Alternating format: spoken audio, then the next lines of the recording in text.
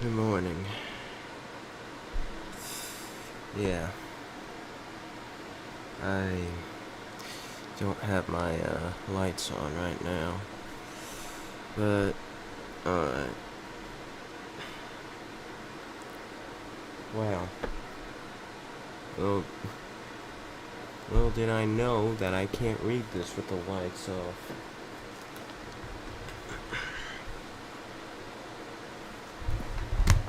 Oh gosh. Great. Yeah,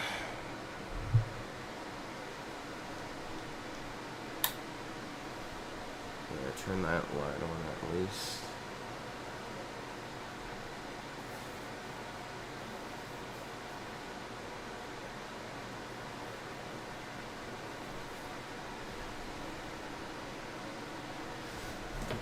Okay.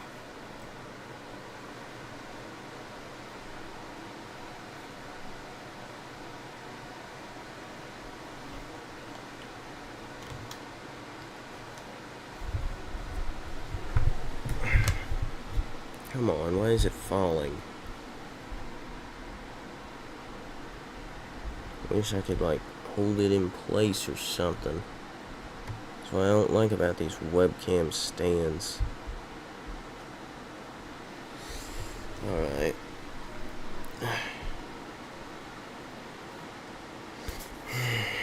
Now I can start reading. But first off, I'll check and see how long this chapter is. So we're at 209.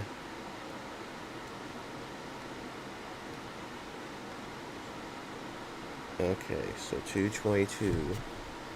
About 13 pages. Not too bad either. Read that wrong. As I began to think a bit more deeply about my own identity, I fell hard for a classmate of mine named Usha. We know who Usha is, right? As luck would have it, we were assigned as partners for our first major writing assignment. We spent a lot of time during that first year getting to know each other. She seems sort of generic. She seems some sort of generic anomaly. A combination of every positive quality of a human being should have. Bright, hardworking, tall, and beautiful. I joked with a buddy that if she had possessed a terrible personality, she would have an excellent heroine in an Ayn Rand novel. The hell's that?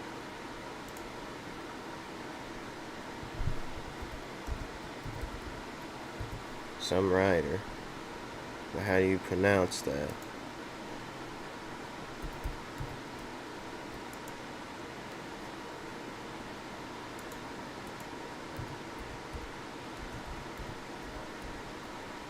Ayn Rand. Okay. Ayn Rand novels, something like that.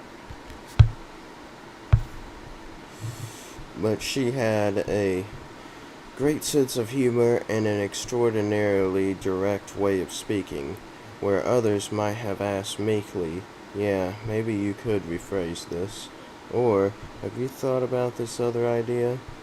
Usha would say simply, I think this sentence needs work, or this is a pretty terrible argument. At a bar, she looked up at a mutual friend of ours and said, without a hint of irony, you have a very small head. I had never met anyone like her. I only dated other girls before. Some serious, some not. But Usha occupied an entirely different emotional universe. I thought about her constantly. One friend described me as heartsick, and another told me he had never seen me like this. Toward the end of our first year, I learned that Usha was single, and I immediately asked her out. After a few weeks of flirtations and a single date, I told her that I was in love with her. It violated every rule of modern dating I learned as a young man. I didn't care. Usha was like my Yale spirit guide. She attended the university for college, too, and knew all of the best coffee shops and places to eat. Her knowledge went much deeper, however. She instinctively understood the questions I didn't even know who to ask, and she always encouraged me to seek opportunities that I didn't know existed.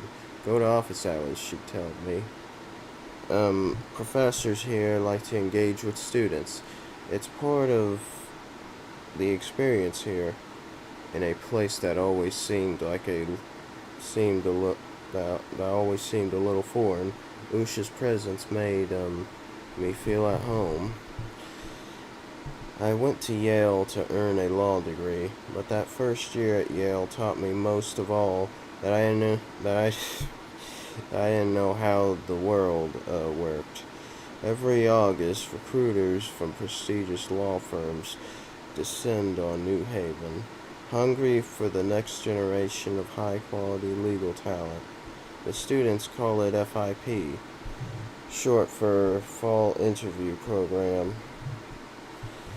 and it's a marathon week of dinners, cocktail hours, hospitality suite visits, and interviews. On my first day of FIP, just before second year classes began, I had 6 interviews, including one with a firm I almost coveted.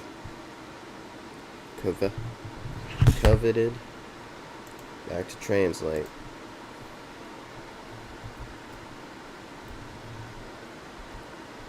I search up translate and I get Trump.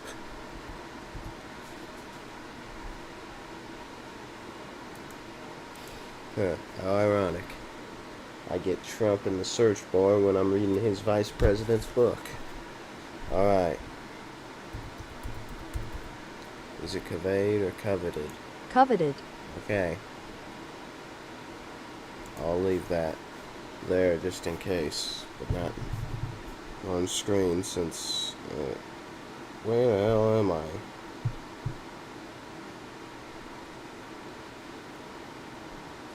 Gibson, Dunn and Crutcher, LLP, Gibson Dunn for short, which had an elite practice in Washington, D.C.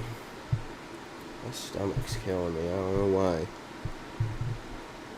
The interview with Gibson Dunn went well, and I was invited to their infamous dinner at one of New Haven's fanciest restaurants. The rumor mill informed me that the dinner was a kind of intermediate interview. We needed to be funny, charming, and engaging, or we'd never be invited to the DC or New York offices for final interviews. Is this getting to the part of that part of the movie or something? When I arrived at the restaurant, I thought it a pity that the most expensive meal I'd ever eaten would take place in such a high-stakes environment. Before dinner, we were all corralled into a private banquet room for wine and conversation.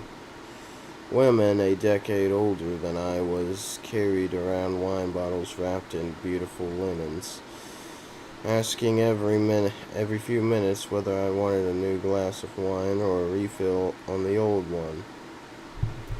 At first, I was too nervous to drink, but I finally mustered the courage to answer yes when someone asked whether I liked some wine, and if so, what kind. I'll take white, I said, which I thought would settle the matter. Would you like yeah. Give me translate back again. That ain't even English. That is not even the human language.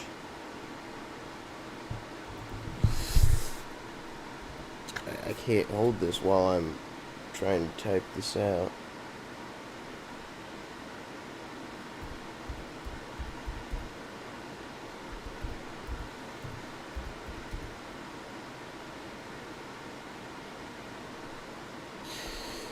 Okay, would you like... Sauvignon Blanc. or Chardonnay? I can read that.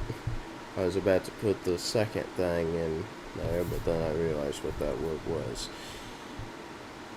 Sauvignon Blanc. So I guess that's how you say it.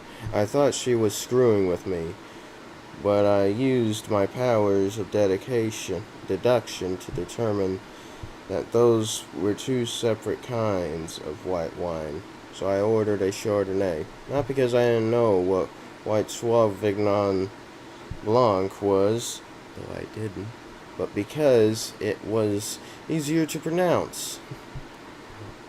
I just dodged my first bullet. That night, however, was young. At these types of events, you had to strike a balance between shy and overbearing. You don't want to annoy the partners, but you don't want them to leave without shaking your hand. I tried to be myself. I've always considered myself gregarious, but not oppressive. But I was so impressed by the environment that being myself meant, as I said it there, meant staring slack-jawed at the fineries at the restaurant and wondering how much they cost. Okay, in a completely different font at the bottom. Okay, quit focusing on my face, see? A completely different font. So I'll say it like this. The wine glasses look like they've been Windexed. That dude did not buy his suit at the 3 suits for 1 sale at Joss. I think that's how you say it. Oh, at Joss A. Bank. It looks like it's made from silk. The linens on the table look softer than my bed sheets. I need to touch them without being weird about it. Long story short, I needed a new plan. By the time we sat down for dinner, I had resolved to focus on the task at hand, getting a job, and leave the class tourism for later. My back's killing me. Hold on.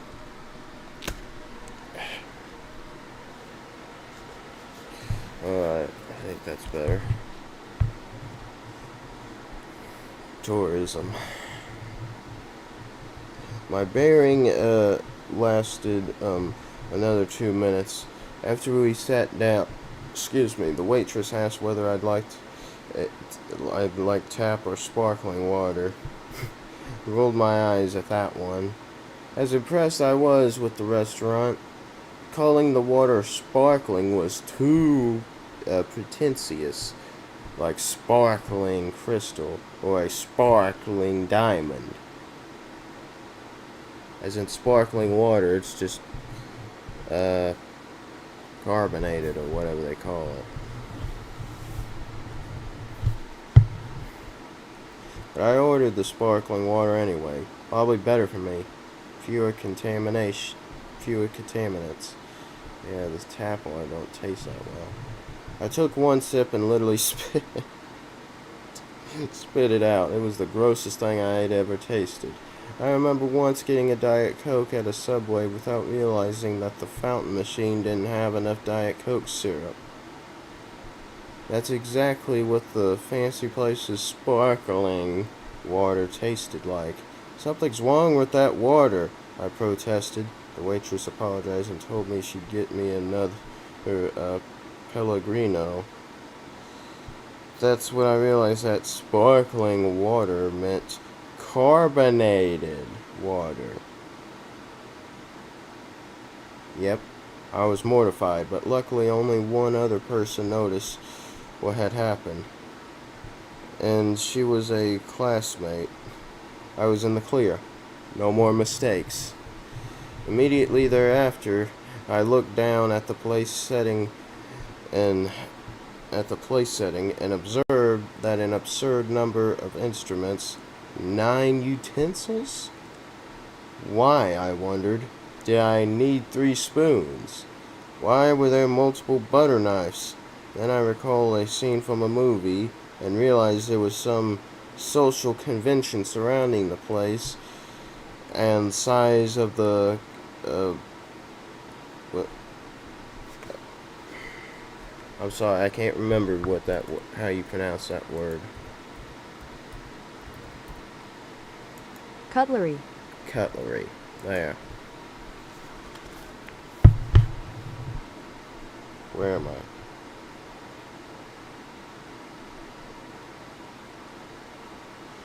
I? I excused myself to the restroom and asked my spirit guide, "What do I do with all these damned forks? I don't want to make a fool of myself," armed with Usha's reply, "Go from outside to inside.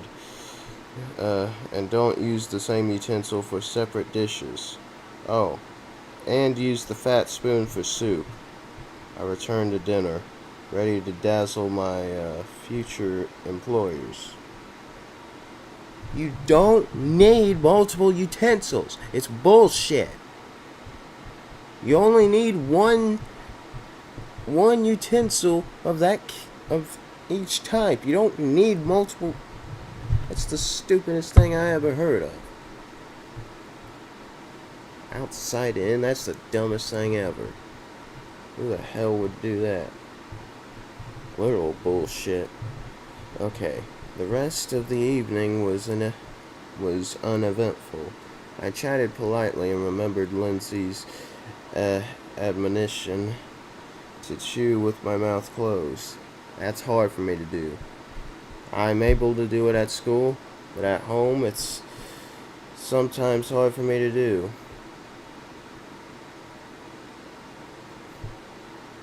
Let me show you.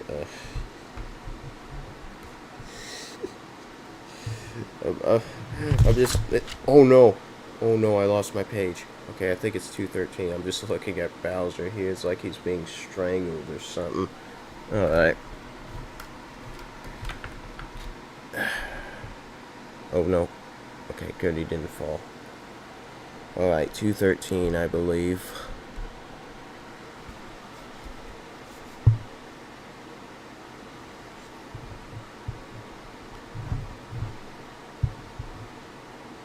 Yeah, here we are. Alright, where am I? Why you... Oh, right. It's not tracking me right now.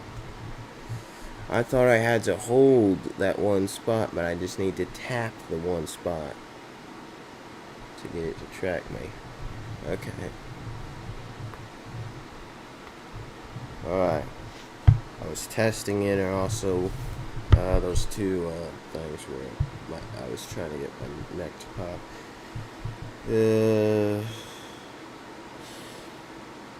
Those at our table talked about law and law school, firm culture, even a little politics.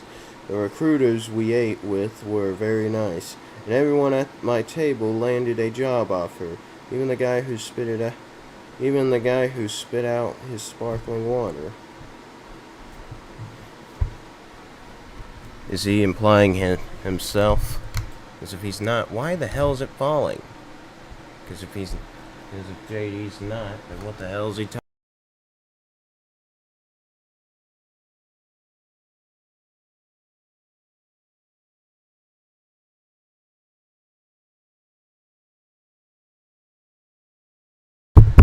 Okay, there. Sorry. I guess the USBs are starting to get loose now. Or I messed them up somehow. Where am I? The recruits, we ate... Oh, yeah. It was at this meal, on the first... I want to stop right now, but I can't. I done got too far. I can't stop now. I can't...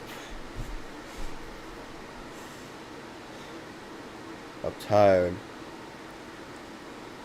I got... Wait, yeah, I did earlier. Where am I? It was at this mill on the first of 5 grueling days of interviews that I began to understand that I was seeing the inner workings of a system that lay under the most of my kind. Our career office had emphasized the importance of sounding natural and being someone the interviewers wouldn't mind sitting with on an airplane. It made perfect sense, after all. Who wants to work with an asshole? Uh, but it seemed an odd emphasis.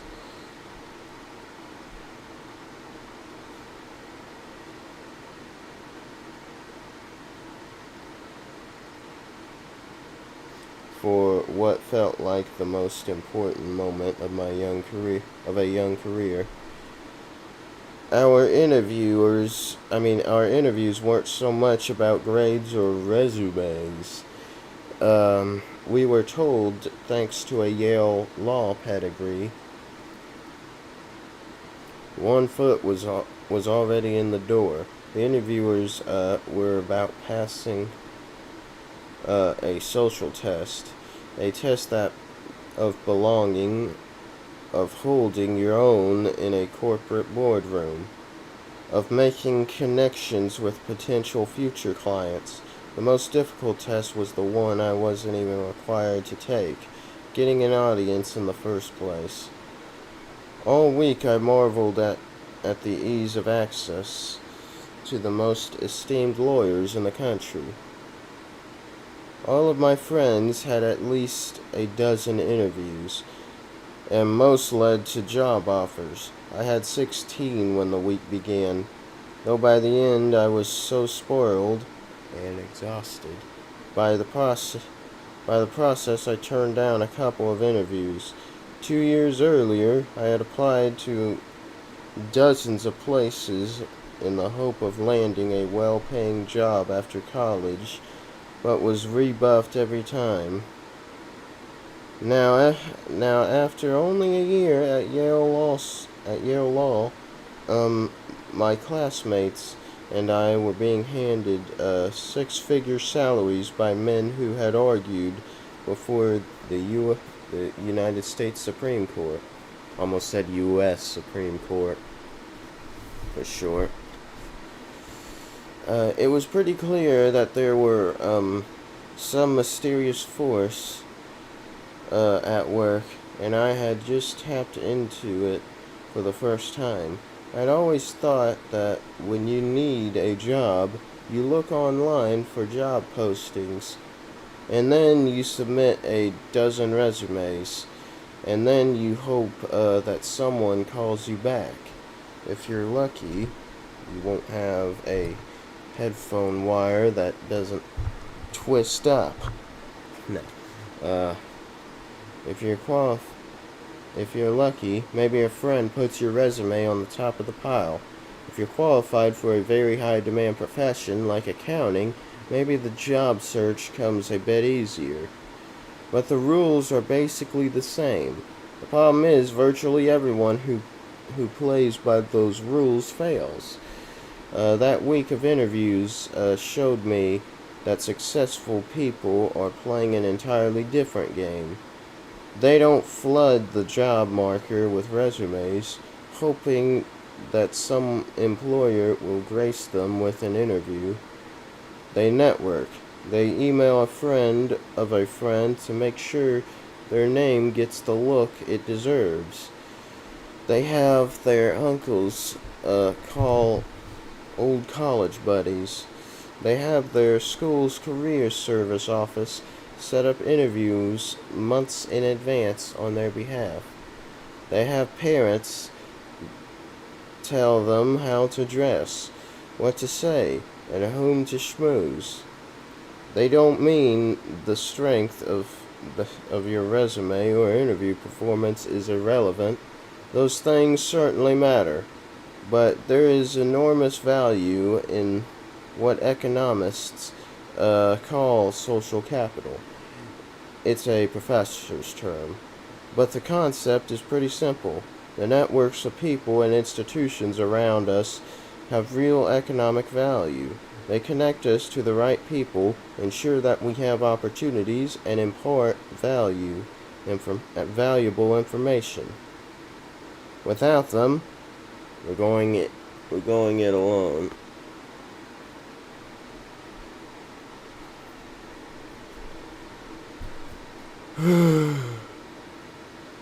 I learned this the hard way during one of my final interviews of the marathon FIP week. At that point, the interviews were like a broken record. People asked my interests, my favorite classes, my expected legal specialty. Then they asked if I had any questions. After a dozen tries, my answers were polished, and my questions made me sound like a seasoned consumer of law firm information. The truth was that I had no idea what I wanted to do and no idea what field of law I expected to practice in. I wasn't even sure what my questions about what my questions about firm culture and work-life balance meant. The whole process was a little more than a dog and pony show. But I didn't seem like an asshole, so I was coasting. Then I hit a wall. The last interviewer asked me a question I was unprepared to answer. Why did I want to work for a law firm?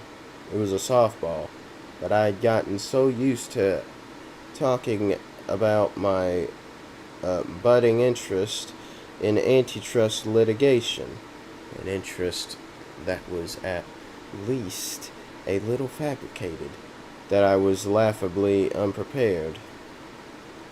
I should have said something about learning from the best or working on high-stakes litigation.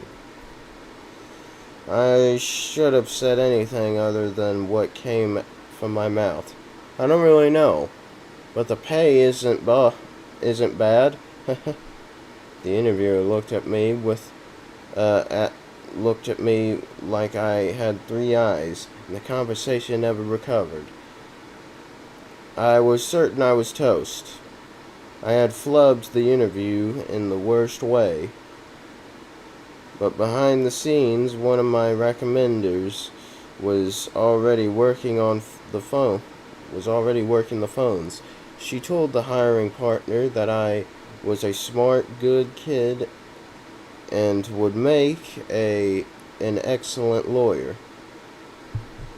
She taved about you, I later heard. Taved about you, I later heard. So, when the recruiters called to schedule the next round of interviews, I made the cut. I eventually got the job, despite failing miserably at what I perceived was the most important part of the recruiting process.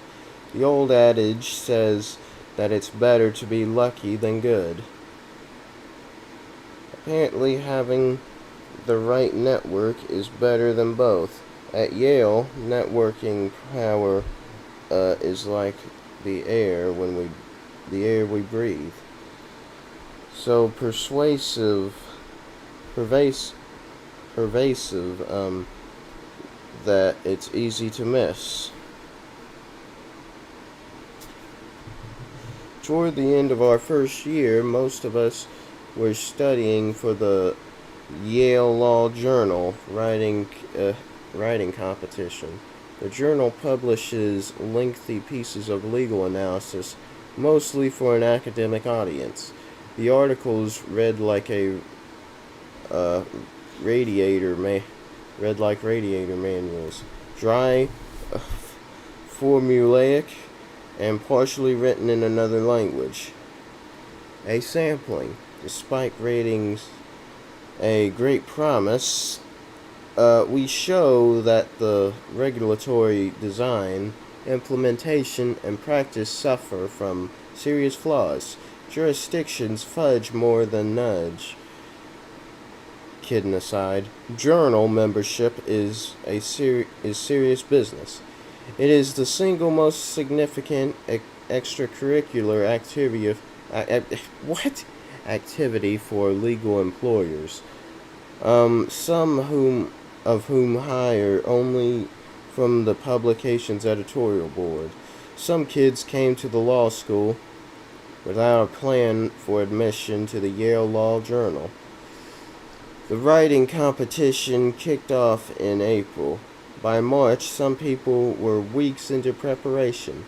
On the advice of recent graduates, who were also close friends, a good friend had begun studying before Christmas. The alumni of elite consulting firms gathered together to grill each other on editorial techniques. One second-year student helped his old Harvard roommate, a first-year student, design a study strategy for the final month before the test. At every turn, people were tapping into friendship circles and alumni groups to learn about the most important test of our first year. I had no idea what was going on. There was no Ohio State alumni group when I arrived. I was one of 2 Ohio State graduates at the entire law school. I suspected the journal was important because Supreme Court Justice Sonia Sotomayor, I think that's how it's said, had been a member. I didn't know why. I didn't even know why. What the journal did. The entire process was a black box, and no more I knew had the key. And no one I knew had the key. There were official channels of information, but they telegraphed conflicting messages. Yale prides itself on being a low-stress, non-competitive law school. Unfortunately, that ethos sometimes manifests itself in confused messaging. No one seemed to know what value the credential actually held. We were told that the journal was a huge career boost, but that it wasn't that important. That we shouldn't stress about it, but that it was a prerequisite.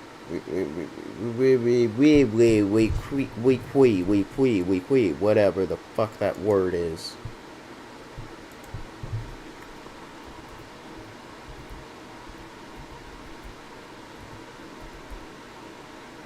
Let me see. I can't even find the word.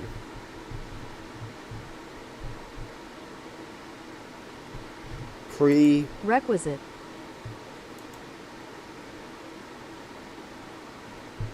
Whatever.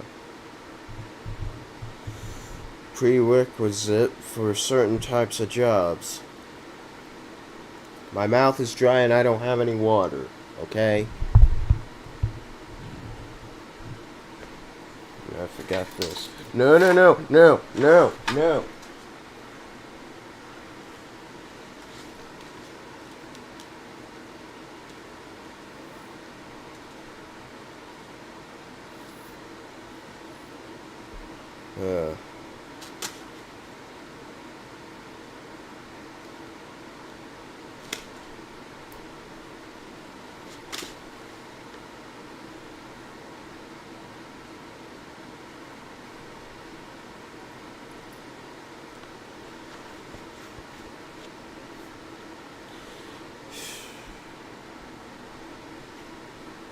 I don't have the control thing on.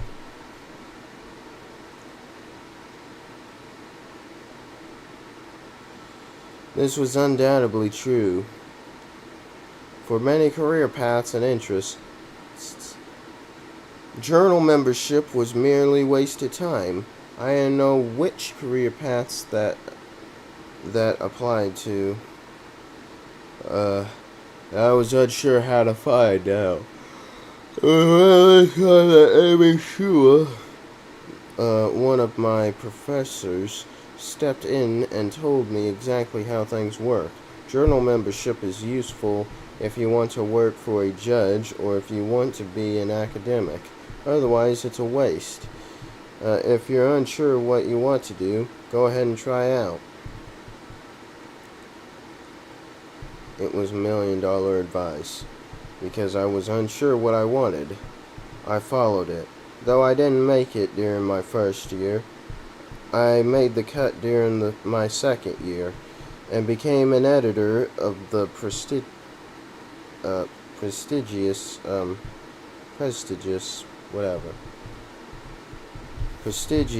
publication. Whether I made it isn't the point. What mattered was that, with a professor's help, I had closed the information gap. It was like I'd learned to see.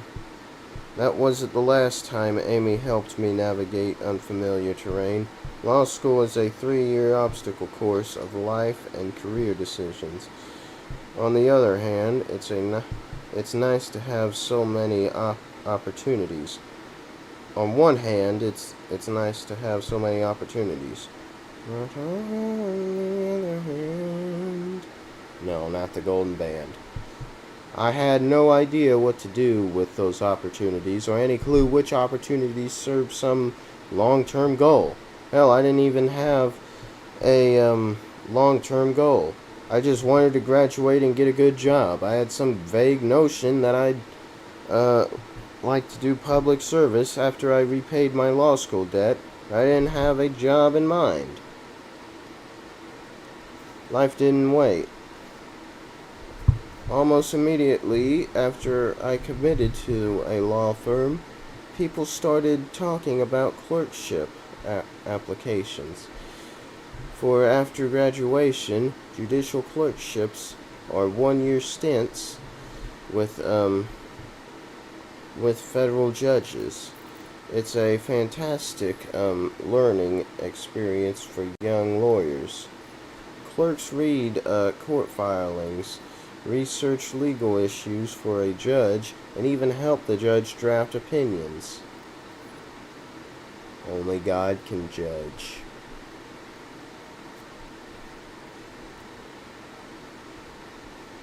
Every former clerk raves about the experience, and private sector employers often shell out tens of thousands in signing bonuses for recent clerks.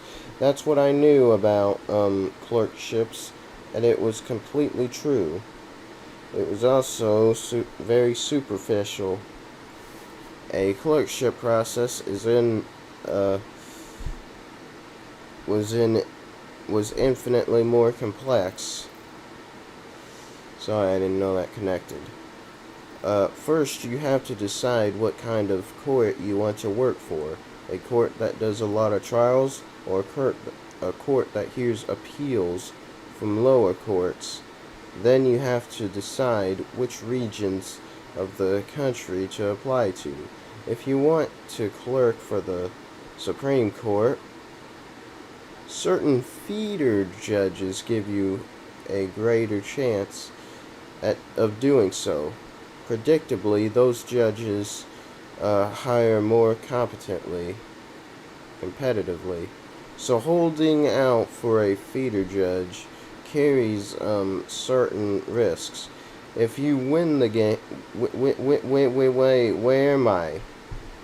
If you win the game, you're halfway to the chambers of the nation's highest court. If you lose, you're stuck without a clerkship. Sprinkled on top of these factors is the reality that you work closely with these judges, and no one wants to waste a year getting berated by an asshole in black robes. There's no database that spits out this information. No central source that tells you which judges are nice, which judges send people to the Supreme Court, and which type of work, trial, or appellate you want to do. In fact, it's considered almost unseemly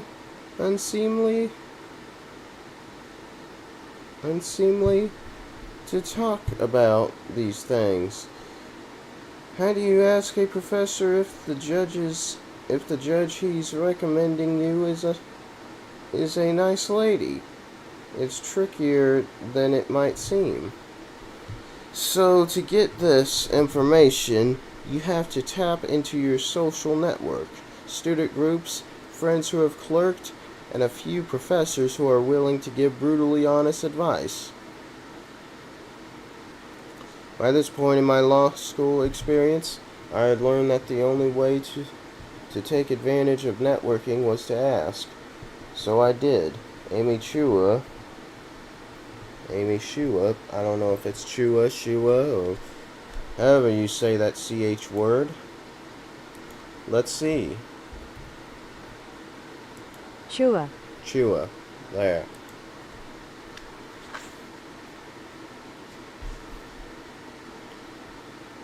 Amy Chua told me that I shouldn't worry about clerking for a prestigious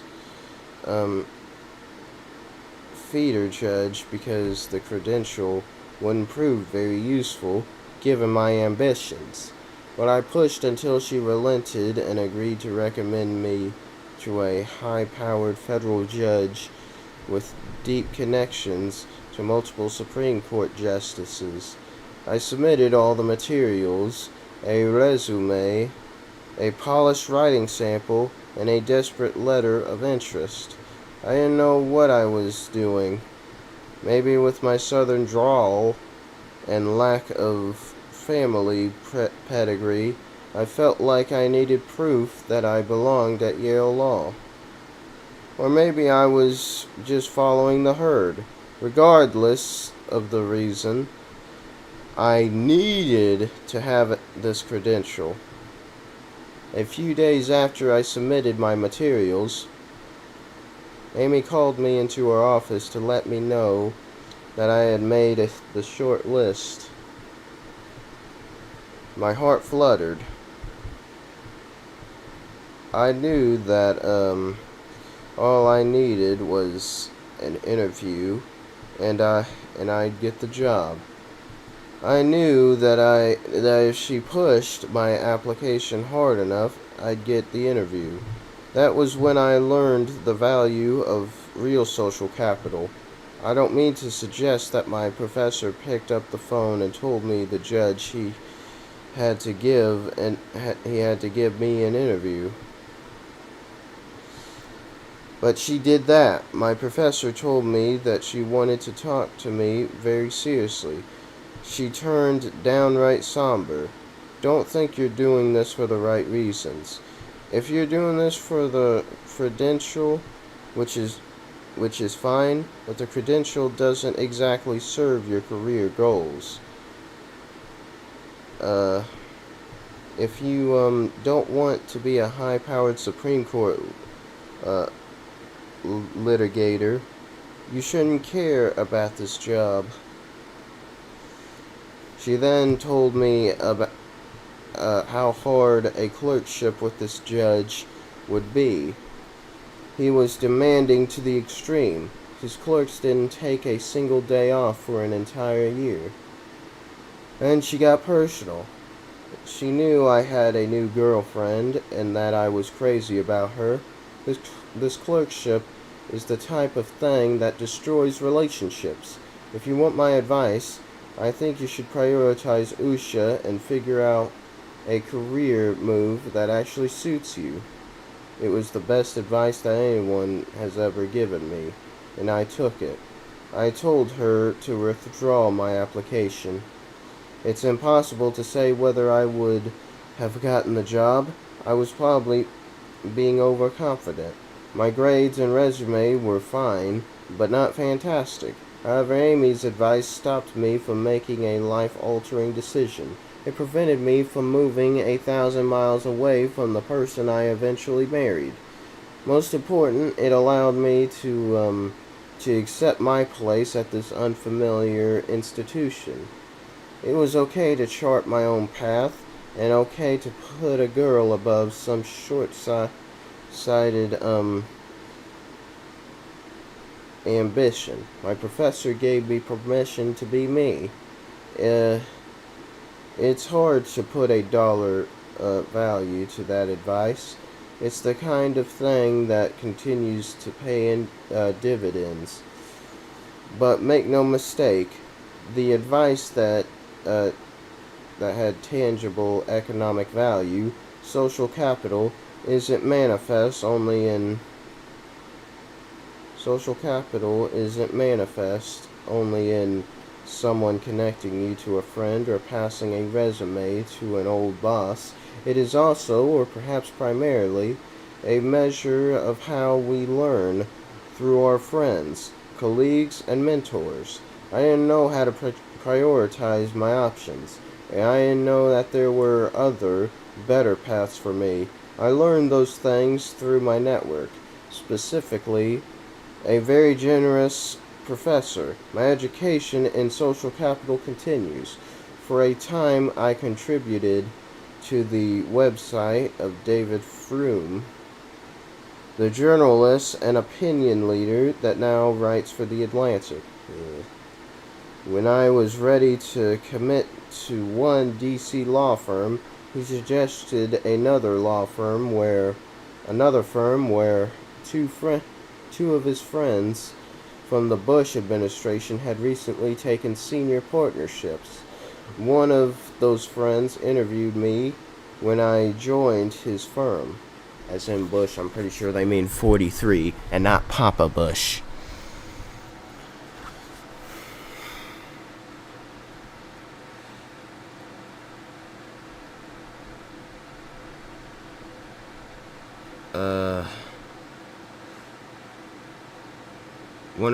One of those friends interviewed me, and when I joined this firm, became an important mentor. I later ran into this man at a Yale Law conference, where he introduced me to his old buddy from the Bush White House, and my political hero, Indiana Governor Mitch Daniels. Without David's advice, I never would have found myself at that firm, nor would I have spoken, albeit briefly, to the public figure I most admired. I did decide that I wanted to clerk, but instead of walking into the process blindly, I came to know what I wanted out of the experience.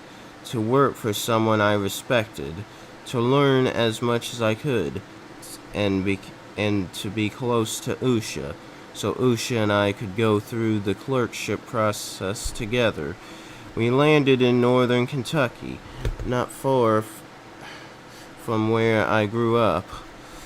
It was the best possible situation.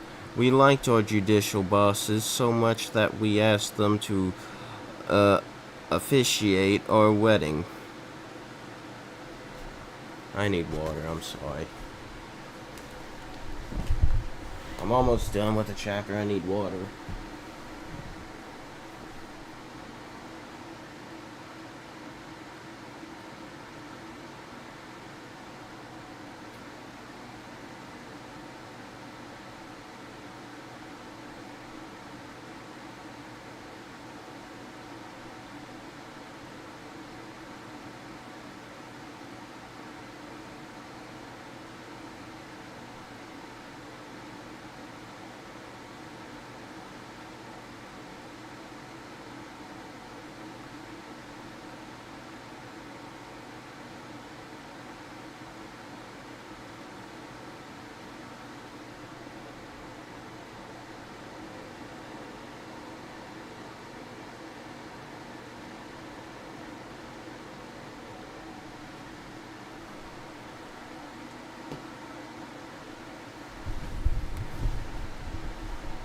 I'm back, okay? I had to get my water. Alright.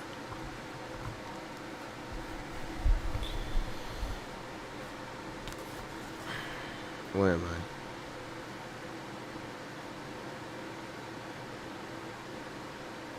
I? Okay.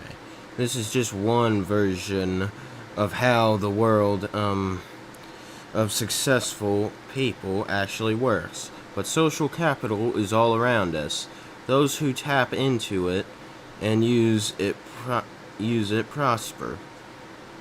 Those who don't, who who don't are running life's race with a major handicap. This is a serious problem for kids like me. Here's a non-exhaustive list of things I didn't know when I got to when I got to Yale Law School.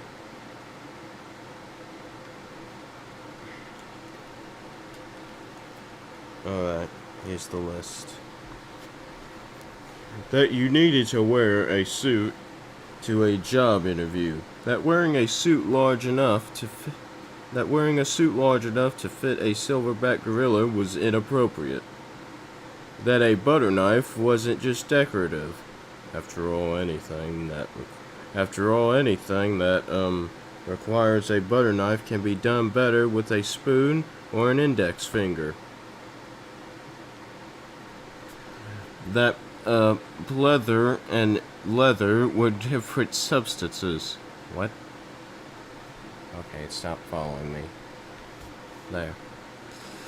That your shoe and belt should match. What? That certain cities and states had better job prospects. That going to a nicer college brought benefits outside of bragging rights.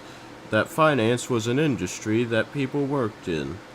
Mama always resented the hillbilly stereotype, the idea that our people were a bunch of slobbering morons. But the fact is that I was remarkably ignorant to how to get ahead.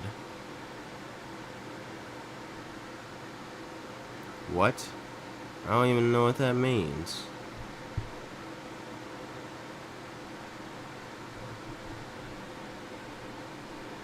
Not knowing things that many others do often has serious economic consequences. It cost me a job, in college. Apparently Marine Corps combat boots and khaki pants aren't proper interview attire. And could have cost me a lot more in law school if I hadn't had a few people helping me every step of the way. And that's chapter 13. I'll stop there since I don't like reading multiple chapters now, since I don't know what I'll get myself into. I don't know how long it'll be. I don't know what you call a book that is holy. I'll look it up then.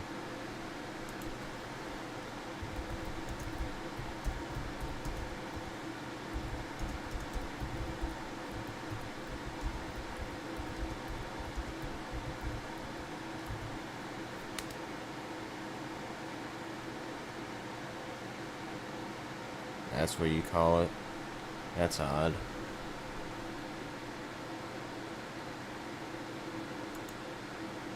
Yeah, I wouldn't consider this ancient text or anything. Well, anyways, thank y'all for watching. I'll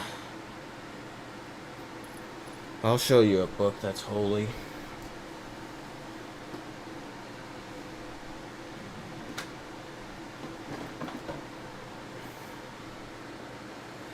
Exactly.